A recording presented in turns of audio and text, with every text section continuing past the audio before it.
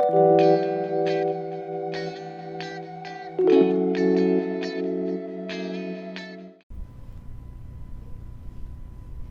안녕하세요. 슬기로운 영어생활입니다. 자, 오늘은 라이팅 중에서 스펠링 부분에 대한 이야기를 좀 해보려고 해요.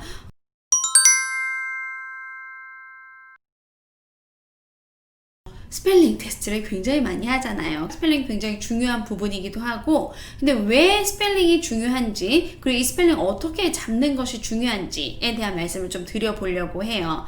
영어학원에 가서 이제 시험을 보면 항상 스펠링을 가지고 단어를 쓰는 시험을 볼 거예요. 그죠? 자, 이렇게 했었을 때 특히 유독 이 아이가 스펠링을 많이 틀린다. 그럼 어떻게 해야 될 것인가? 라고 하는 부분에 대해서 좀 말씀을 드려볼게요.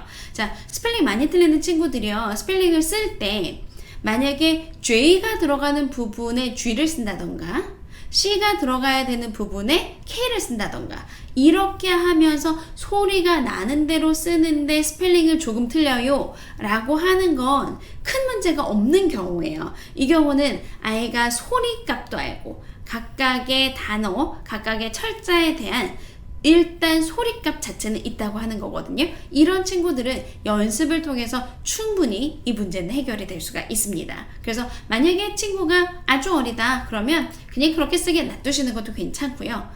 정 고치고 싶으시면 그런 단어들을 여러 번 쓰게 다양한 게임 등을 통해서 써보도록 해주시는 게 좋아요. 자, 그런데 만약에 아이가 단어를 쓰는데 자모의 결합 자체가 끊어지는 경우들이 있어요. 예를 들자면 cat을 써야 되는데 CAT라고 쓰는 대신에 CTA를 쓴다던가 dog를 써야 되는데 DGO를 쓴다던가 이런 경우는 차라리 DAG를 쓰는 경우하고는 급이 다를 정도로 문제가 있을 수 있어요. 이 얘기는 무슨 얘기냐면 아이는 지금 알파벳 철자와 그에 대한 음가에 대한 연결고리가 없다는 얘기예요. 그리고 글자가 자기 눈에 심지어 그렇게 보였을 수도 있어요. 제가 이제 뭔가 그 디슬렉시아처럼 난독증 같은 걸 가지고 부모님께 겁을 드리려고 하는 건 아닌데요. 실제로 봤어요. 어떤 친구가 책을 잘 읽는다고 하는데 시험을 보면 AR 점수는 굉장히 낮게 나와요. 근데 제가 그 친구 읽었던 책을 읽혀보면 또 책을 소리내서 읽을 수는 있거든요.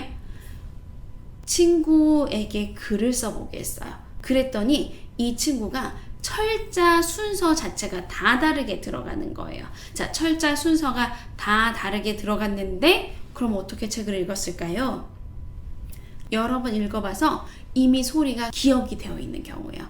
이미 나는 요런 비슷한 조합의 것들을 기억할 수는 있어.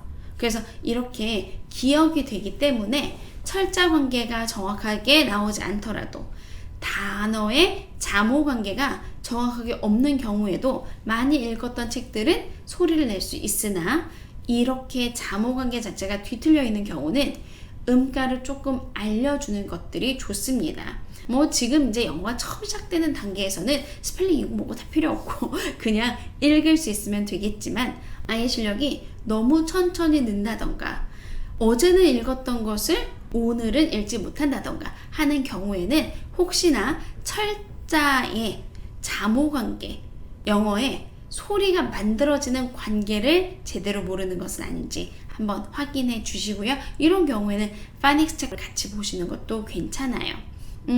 제가 추천드리는 음가를 익히는 가장 재밌는 방법은요. 영어로 한국말을 만들어 보는 거예요. 예를 들자면 저희 집 강아지가 몽몽이란 강아지가 있어요. 그러면 몽몽이란 강아지 이름을 음가를 이용해서 만들어 보는 거죠. 그러면 어떻게 만들겠어요?